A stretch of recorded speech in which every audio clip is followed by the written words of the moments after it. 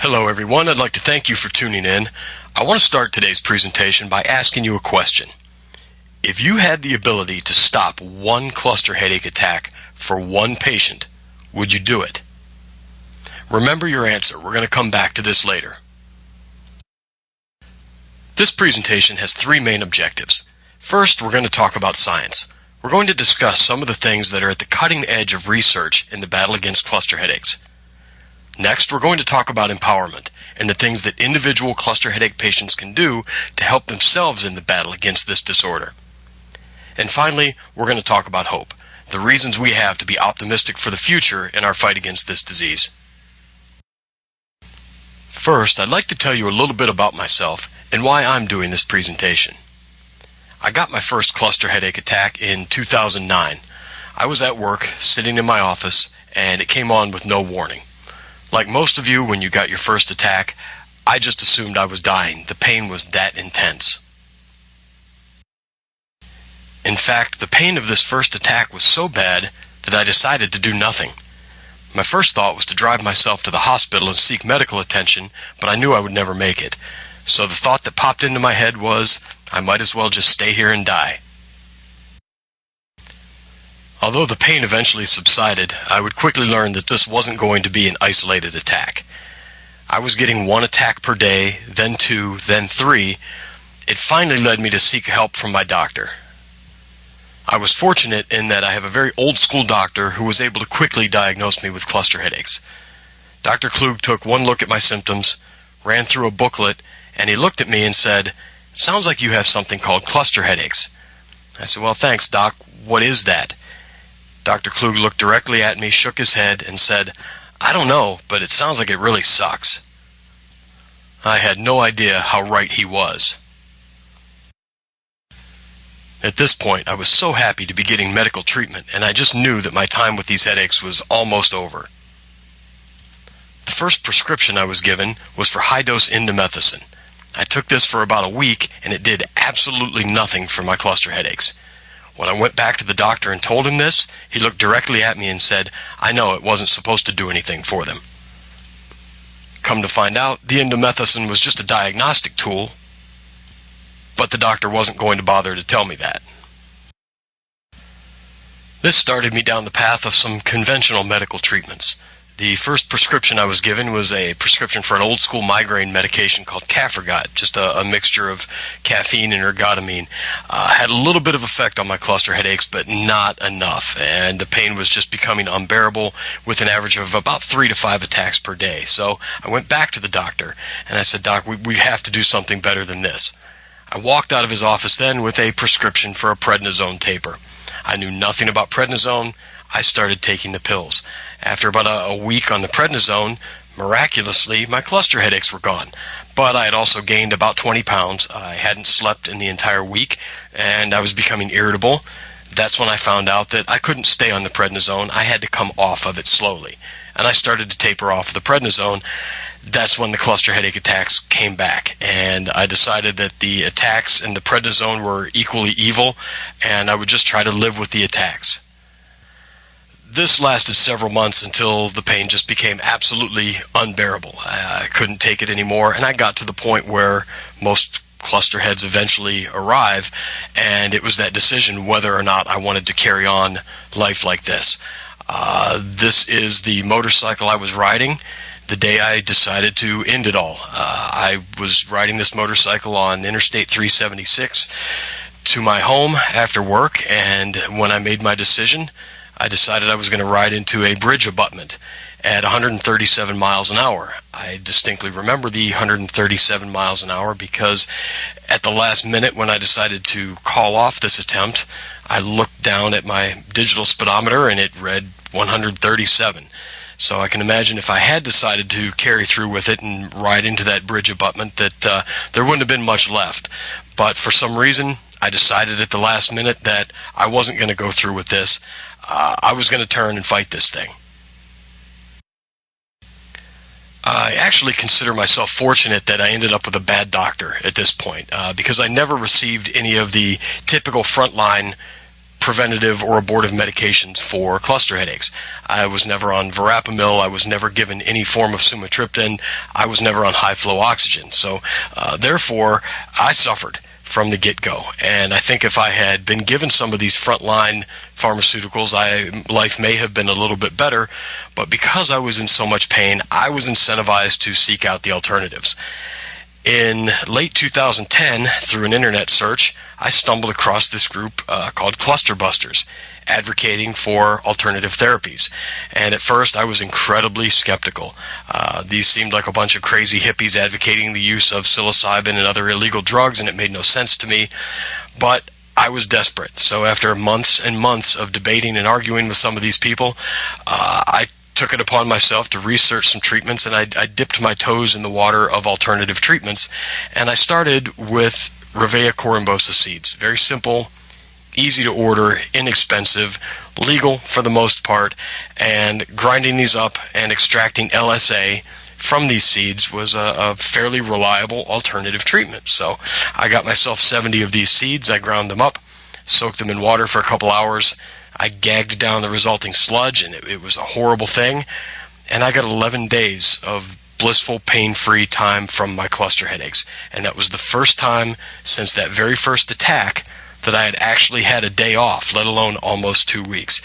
And I found this to be absolutely miraculous. I was stunned, and it led me to a belief in alternative treatments, and it started me thinking about where we could go with this type of alternative treatment. So for the first time since that very first attack in 2009, I had control of this situation, and that was huge for me. Now, the only question was, what was I going to do with this control? How could I equip myself to fight this battle against cluster headaches and eventually win? This is when I started to research. Doing research into this condition isn't as difficult as it sounds. This is a good place to stop and point out that I'm not a doctor. I do have an education, but it's in business. However, the formal training that I do have outside of my university education definitely helped me out in this research avenue. For over 10 years, I've been a trained firefighter, and I've also done a considerable amount of big mountain climbing. Both of these disciplines have trained me to solve problems where there's no instruction manual. Frankly, I consider cluster headaches to be just such a problem. So, armed with only the knowledge I already had, how could I start attacking this thing? My starting point was pretty simple. First, I know that something works. Second, I knew what I had was good, but not great. And third, I had to ask myself, how can I improve my life with cluster headaches using only the knowledge I have? This was the starting point for my research, and also the starting point that led me to explore other alternatives that weren't already used by cluster headache patients. The end result of almost 2 years of research was my discovery of 5-methoxydalt as a cluster headache treatment. In this section, we'll talk a little bit about the research and the experimentation that went into the discovery of this treatment option. Let's think back to the first question I started with. How can I improve upon something that works? I had to answer a certain number of questions for myself, like, how do tryptamines work exactly? What makes one better than another? How much of this medicine am I actually taking? And is there any way to control that? So again, let's take a business approach. Let's start with what we already know. Tryptamines can stop cluster headaches without causing further damage. There have been a lot of years of research at major universities to support this already. The most effective ones have some things in common: psilocybin, LSD, LSA. They also share some of the same drawbacks: dosage control, legality, etc. I was interested in finding out more about how these tryptamines work and if there was a possible better solution out there somewhere. Researching tryptamines and the effects that they have on cluster headaches led me to learn more about serotonin receptors, specifically the serotonin 2A receptor. There are 7 different families of serotonin receptors in our bodies and many, many subtypes of receptors within each of these families. I like to describe these receptors like the buttons on a big vending machine. If you push a particular button, you get a particular product out of the vending machine. Well, serotonin receptors work the same way. If you push a particular receptor in a particular way, you get a particular result. Many of the tryptamine compounds that we've already been using to treat cluster headaches happen to push button 2A, our serotonin 2A receptors. When we take a closer look at exactly what this button does, exactly what the 2A receptor is responsible for in our body, it includes things like anxiety, appetite, mood, sexual behavior, sleep, thermoregulation, and vasoconstriction. All of these things should sound pretty familiar to cluster headache patients. Using this newfound knowledge about tryptamines and serotonin receptors, I set out to find some additional options for treatment. The first thing I wanted to do was set up some criteria.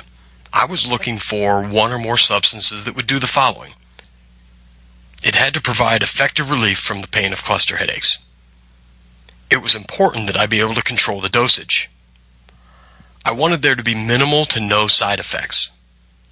This had to be something that was accessible, that all patients would be able to get their hands on easily and inexpensively. And finally was the issue of legality. Although it wasn't a critical concern of mine, I wanted to try to find something that was either in the gray area or perfectly legal for cluster headache patients to source. Although there were numerous places I could have started this search, I began by looking at the works of Alexander Sasha Shulgin. Shulgin was a very noted biochemist, pharmacologist, and author who got his start working for the Dow Chemical Corporation. Later in his career, he turned his attention to psychedelic research and became known as the godfather of psychedelics.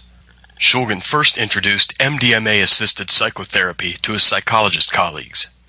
And fortunately for us, Shulgin formulated 5-methoxydalt as a novel tryptamine back in 2004. Although he created the recipe for 5-methoxydalt, Shulgin didn't actually formulate this and test it himself. He gave the recipe to a chemist friend who inadvertently shared it on his website, and a few weeks later found out that this chemical was being produced in China and was available on the research chemical marketplace.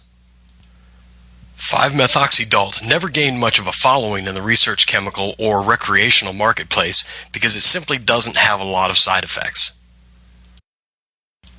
However, I became interested in 5-methoxydalt because it seems to have a very high affinity for serotonin 2A receptors. It's a single chemical, so the weight of your dose is the dosage. It probably has low side effects based on what's been reported by recreational users via the internet. Most likely has a very sound safety profile because of the nature of the chemical. Tryptamines are almost impossible to overdose on. Of course, 5-methoxydalt is still available on the research chemical marketplace, so it was accessible. And, very importantly to us, it's an unscheduled chemical in most of the United States, so by experimenting with it, I wasn't really running afoul of the law. The only remaining question was, would it stop my cluster headache attacks? To find out, I needed to experiment. Fortunately, I had the perfect lab rat, myself. So I sourced some 5-methoxydalt online, and I prepared to take a dosage of this to treat my cluster headaches. I measured out an initial dose of 19 milligrams. This amount sounded right based on approximately 25 to 50% of what a recreational dose would be based on anecdotal research on the internet. When I swallowed the capsule, and it was a very hard decision to do so, I noticed it had a very rapid onset. I started feeling effects within 10 minutes. I found that I was a little bit lightheaded, nothing more than probably a 2-beer buzz, and I experienced mild to moderate chills. My body temperature felt like it was significantly lower. This lasted for about 2.5 hours, and the entire experience was over. There was no impairment, no psychedelic effects to speak of, but most importantly, I had no cluster headache activity for the next 11 days. Although there were a lot of variables that could have come into play, Again, 11 days with no cluster headache activity is a definite sign that I was doing something right. Throughout the next several months, I was able to refine the dosage and the timing and settle on a proper amount and a proper spacing that kept myself virtually pain-free for several months. But now that I had some results, I needed to prove this with further experiments with other cluster headache patients. But again, I'm not a doctor, so this wouldn't be easy. Anybody taking 5-methoxydolt for their cluster headaches would have to be a complete volunteer. Fortunately, I was able to find such a volunteer. We'll call her lab rat number 2. The second person to experiment with 5-methoxydolt was an episodic cluster headache patient who was in the middle of a very, very bad episode. She took an initial dose of 30 milligrams, which was a bit on the high side. She experienced some unpleasant side effects, mostly the chills and a little bit of nausea, but after returning to baseline, lab rat number 2 experienced no cluster headache activity for the next 18 days. At this point, I realized we had something that could produce real results for cluster headache patients. So now the big question was, I had this knowledge, what could I do with it? The way I saw it, I had 2 possible choices. One, I could send it through the proper channels. I could contact researchers, doctors, hospitals, universities, send the information to them, beg them to take a look at it. But the fact of the matter is, something like this coming from the research chemical world, trying to develop a treatment for cluster headaches would require a huge effort, not to mention the average cost and time of drug development in the United States is $2.6 billion and between 10 and 12 years. That didn't seem to meet the needs of most of the cluster headache patients I know. But the alternative was crowdsourcing a drug. What I could do is simply take the information that I had and release it to the cluster headache patient community. Let people take it upon themselves to take control of their own treatment using this as a possible option, measure the results if we could. At this point, I had to decide if it was worth the risk to do this and just put that information out there. I took a look at this through the lens of utilitarianism. Would the amount of good that we could possibly do outweigh the potential risks? I decided that yes, the reward was definitely worth the potential risks and put the information out there through social media and cluster headache web boards. At first, very few people picked up on this information and were interested in this treatment option, and that was okay. The understanding being here that this is something new, something different, and it's certainly not for everyone. However, momentum continued to grow. First one patient would try it, then another. They would share their experiences, and many of them were getting positive results. Some of them were getting astounding results, becoming completely pain-free after just 1 or 2 doses. After a few months, I decided our best course of action was try to gather some data and measure the results that people had been having with 5-methoxydolt. In January of 2015, I published a cluster headache patient survey for those who had been using 5-methoxydolt as a treatment method. This survey was conducted online from January through March. This was a web-based survey designed with the help from a clinical researcher to keep it as valid and statistically relevant as possible. The survey itself was controlled for diagnosis from qualified medical practitioner and also verified active use of 5-methoxydolt as the primary treatment method. This survey received 46 total valid complete responses. Although some individual patients did experience mixed results, the overall results from the patient survey pointed to the fact that 5-methoxydolt could be a very valid, positive treatment option for cluster headache patients. Here we'll take a look at a summary of some of the survey results. Complete survey results and data are available for download at the webpage www.citizen-pain.com. Of those completing the survey, 72% were male and 28% were female. This group featured 54% episodic cluster headache patients and 46% chronic cluster headache patients. 63% of the people completing the survey had been cluster headache patients for over 10 years.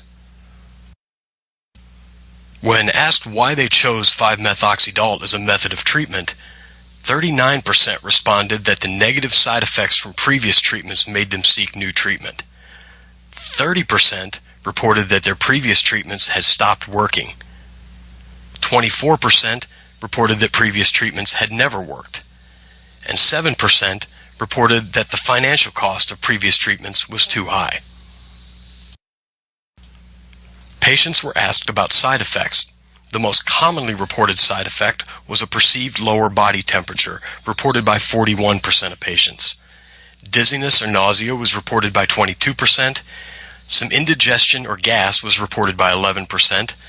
Mild psychedelic effects were reported by 11%. 15% of patients reported headache as a side effect, noting that this is non-cluster headache. A full 33% of patients taking 5-methoxydalt reported no side effects whatsoever. And now for the results. 61% of people taking 5-methoxydalt reported a dramatic reduction in frequency of their cluster headache attacks. 17% reported a significant reduction. 4% reported a moderate reduction, and 4% reported a slight reduction in attacks. Now, when it comes to intensity of cluster headache attacks, 59% reported a dramatic reduction in intensity. 20% reported a significant reduction in intensity. 7% reported moderate reduction. 2% reported slight reduction, and 13% of users reported no reduction in the intensity of their attacks. So now for some of the big numbers. 87% of the people who completed the survey said that 5-methoxydalt had an overall positive effect on their cluster headache attacks. 48% of those completing the survey reported moderate to complete relief from their cluster headache attacks. And 78% of patients completing the survey said that they would continue using 5-methoxydalt as their primary method of treatment for their cluster headaches. These are some very, very positive numbers, but what conclusions can we draw from these? In my opinion, there are a couple major conclusions that we can draw. First, we have a new substance that can reliably be used to help reduce or eliminate the pain of cluster headache attacks. And second, it is possible for patients to take control of their cluster headaches and improve their quality of life. The more options we have, the easier this is for patients. So some very, very positive things have come out of the citizen science that brought us 5-methoxydalt. So what does the future hold for this particular chemical? The answer is, I don't really know. The possibility that this could be developed into a commercial pharmaceutical product and made available through doctors and pharmacies is very, very slim. There are a lot of odds stacked against the development of this as an actual drug. Even if 5-methoxydalt were to be placed into clinical studies and drug trials, we run the risk of it being taken away from the general availability that it enjoys right now, and it would end up on the radar of probably both the FDA and the DEA, and chances are it may no longer be available because it would end up on their radar. I'm not sure that would be a positive thing for the patient group. As it stands right now, personally, I'm just happy that this option is available and it's helping people. If we can maintain and grow the population of patients that are being helped by this and other alternative treatments right now, we're doing the greatest amount of good for the greatest amount of people, and we're out there helping people get relief and potentially saving lives. So therefore, the future may or may not be bright for a chemical like this, but the fact that people are being helped and cluster headache patients are helping other patients is something that we should all be very, very happy with for right now. So we've talked about the science aspect and the type of science that brought us 5-methoxydalt as a treatment. Now let's talk about empowerment and the role that citizen science plays in empowering patients and why it matters to us. As we've discussed, 5-methoxydalt was brought to us through citizen science. Individual cluster headache patients doing research, conducting experiments, getting results, and sharing those results. So what are the advantages of citizen science in our patient community?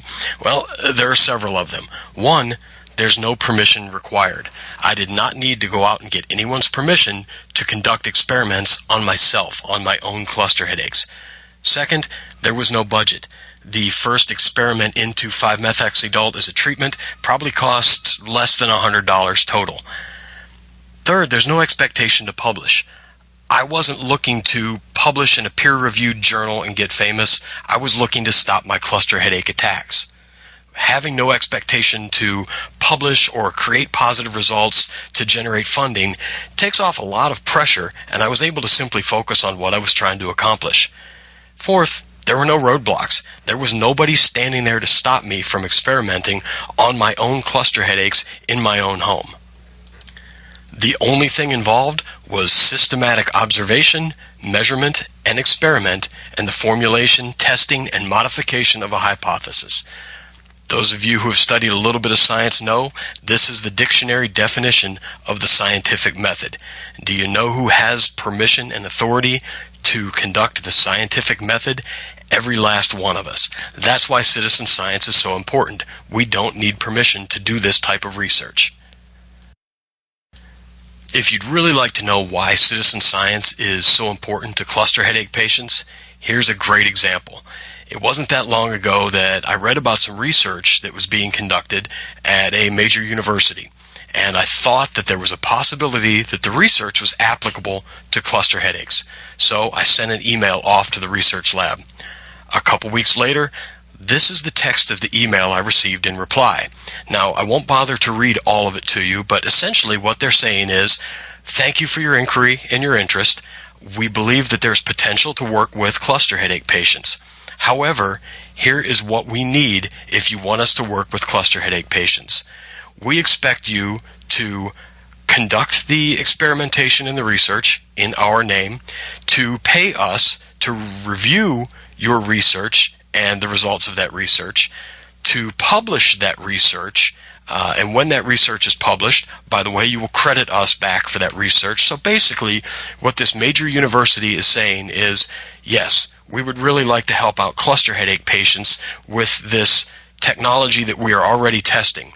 However, if you would like us to do this, you have to pay us, you have to conduct the work yourself, you have to publish the research, pay for that yourself, and credit us with the results, and then, oh, by the way, pay us to license the technology that we've already researched. So essentially what they're saying is, no thank you, we are not willing to conduct research for the cluster headache patient population. This is a pretty typical response when you approach a major university or research facility and ask them to apply their existing work to this very, very relatively small patient population. Therefore, I always come back, and when people ask me the importance of citizen science, if not us, who? Who's going to conduct this research if we as patients don't do it?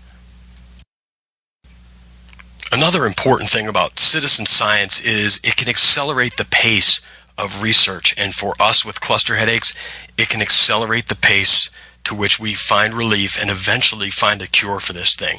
Let's take a look at what's happened over citizen science and alternative treatments of cluster headaches.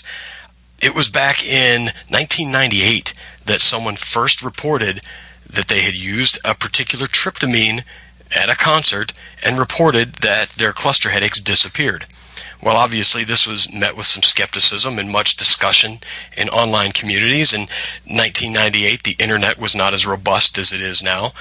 A few years later, this led to the formation of the Cluster Busters organization, which has saved countless lives and has helped promote both mainstream and alternative therapies for cluster headaches. In 2006, the first official published research on tryptamines and cluster headaches was made public. Finally, in 2015, we're seeing huge developments taking place in cluster headache research led by Cluster Busters. In the terms of overall pharmaceutical and drug development, this is a fairly average timeline. However, Clusterbusters was able to establish quite a bit over 17 years. Now let's take a look at what citizen science has been able to accomplish just with 5-methoxydalt.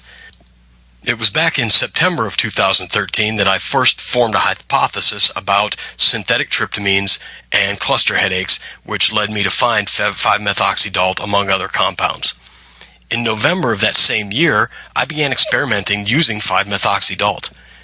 In early 2014, we started doing small trials with volunteer patients, testing 5-methoxydalt as a potential cluster headache treatment. Later that year, in July of 2014, the information that we had already gathered from these small individual trials was released out to the cluster headache patient population. From there, people started experimenting themselves, sharing their experiences, and this entire citizen science concept has grown into a very viable form of treatment for many cluster headache patients and has created something that's brought a lot of relief to people. The important thing to look at here, though, is the timeline. All of this took place in less than 1 year. So although the citizen science had been moving quickly, with the advent of the internet, the information we have access to, we're able to crunch the timeline down and greatly accelerate the time from which we have an idea, we test it, and we get it out there and people can use it to get relief from cluster headaches. An important thing to remember, among cluster headache patients, time is our most precious resource. Cluster headache science can move very, very fast, but only if we're willing to push it. With what we've already achieved using citizen science and 5-methoxydalt, I think we've proven that we're able to push it. So many people frequently ask me, but what can I do? I'm not a scientist, I'm not a researcher, and you talk about moving the science forward. What could I possibly do? Earlier this year, I got an opportunity to meet this gentleman. This is Dr. Sugata Mitra. If you don't know Dr. Mitra and his work, you are at least familiar with the movie that was based on his work, the movie Slumdog Millionaire. Dr. Mitra was a professor at the University of Mumbai, and he was teaching computer science to the children of wealthy Indians. And at one point, he realized that all of the wealthy children and the children of wealthy people they must be prodigies. They were doing amazing things on computers, and for some reason, all of the poor children in the slum next to his office, well, they weren't doing anything. So Dr. Mitra decided to conduct an experiment, and he called it his hole-in-the-wall project. Dr. Mitra took a computer, and he stuck it in the wall of his office facing out onto the street where all the slum children would gather and play throughout the day. And they took a look at the computer, and they asked Dr. Mitra, well, what is it? And in order not to compromise his experiment, he said, I don't know. They said, can we touch it? He said, yes, of course you can touch it. And he went away. In 4 hours, he came back and the children were online. In 8 hours, the children had set up informal classes and they were teaching each other how to go online, how to program, how to get the computer to do the things that they wanted it to do. These children had no formal training. They had no schooling. All Dr. Mitra did was give these children access to information. They were thirsty for more information. They learned to use what was given to them to find out what they wanted to know and to begin learning. As cluster headache patients, we have never had as much access to information as we have right now. Previously, all of the information to do the type of science we're talking about has resided in academia. And if you weren't a clinical researcher or a medical student, you had absolutely no access to this type of information, and you were unable to do this type of science. Well, beginning in about 2000, when the internet became a reliable source of medical publication and information, and a lot of medical science has been translated into plain English and is accessible to anybody with a computer, we now have almost the exact same level of access to this type of scientific information as the major universities and researchers have. If, like Dr. Mitra's children in the slum, we're simply willing to access the information, educate ourselves on what's going on in our heads, we can make great strides forward in pushing this science, coming closer to finding a cure for cluster headaches. So what should we be doing right now? In my opinion, we should be educating ourselves. Every patient of cluster headaches owes it to himself or herself to learn as much as possible about this disorder, about what's going on in our bodies. This can not only help you make informed decisions as a patient, this can help you converse with your doctor and explain to him or her what's going on when you're on certain types of treatments. You will be able to help your doctor come up with the best treatment protocols for you, or make an educated, informed decision about alternative protocols that might be right for you. Be willing to experiment when no one else will. One of the challenges I first faced when I put this information out there, I had doctors, neurologists, researchers come to me and say, well, you're conducting this type of experiment, but this isn't sanctioned. How do you know it's not dangerous? And I had to explain to these doctors, as a cluster headache patient, I understand danger versus safe. Every cluster headache patient I have ever met has either literally or at least metaphorically put a gun to their own head. So we understand working without a net. We understand safety factor. We're willing to take a little greater risk than most people would because of the seriousness of this disorder. Therefore, we should be willing to conduct experiments where no one else is willing to conduct experiments. 5-methoxydalt is a great example. Ask a normal person to take a relatively unknown research chemical, put it in a capsule, and swallow it. Most people would think you were crazy. I was desperate for relief from my cluster headaches. I was willing to overlook the crazy factor and conduct this experiment.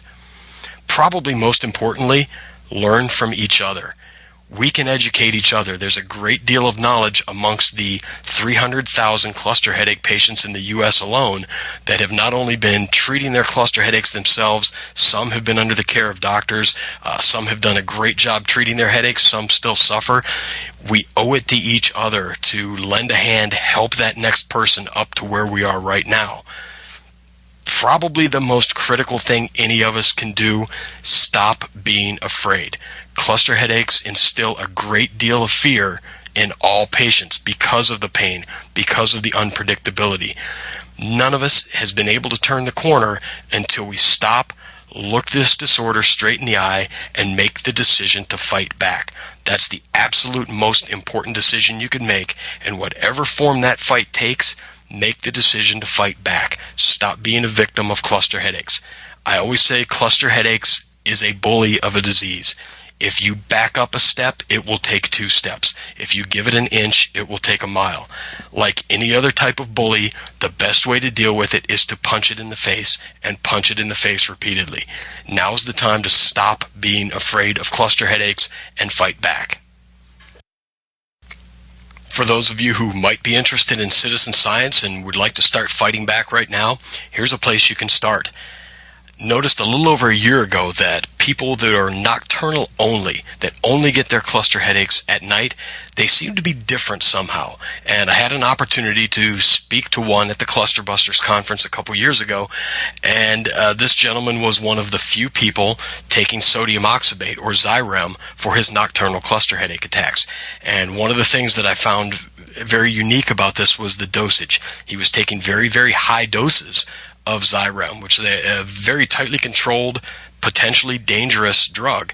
And I thought the dosage was unique, and it also pointed to the fact that these nocturnals were different.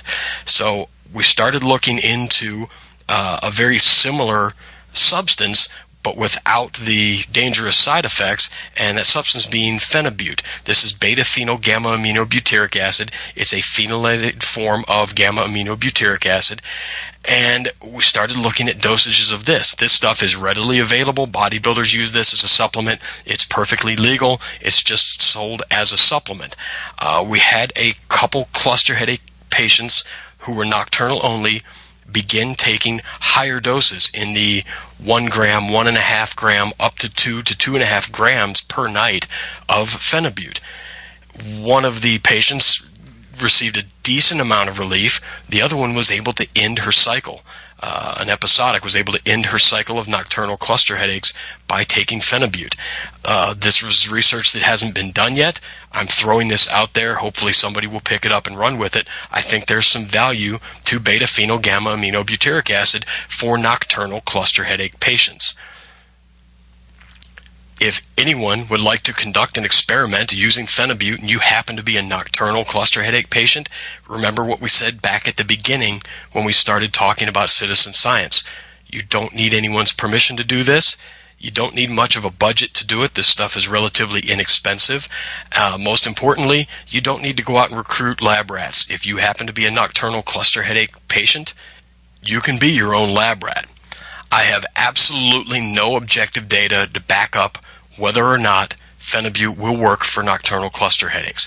I also don't have time to do any type of experiment with it, so hopefully somebody who is participating in this presentation has an interest in citizen science, might take up this mantle and run with it. This could potentially be the next big treatment. This could potentially be nothing.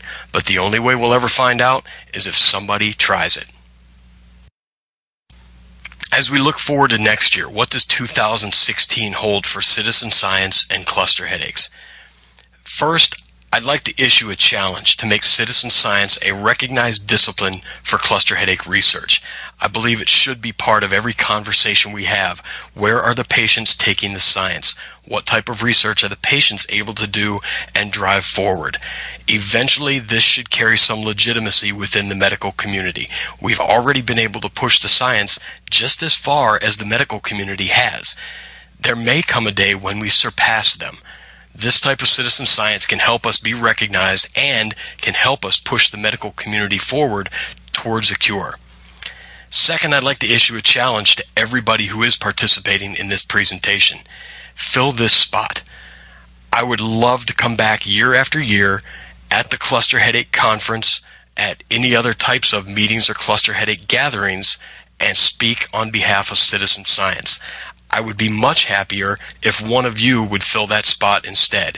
If someone can take the citizen science that I've already put out there and move it forward, I would be more than happy to support that. So my challenge to everybody for 2016 and beyond, if you have an interest in citizen science and helping with the work on cluster headaches, pick up an oar and start rowing.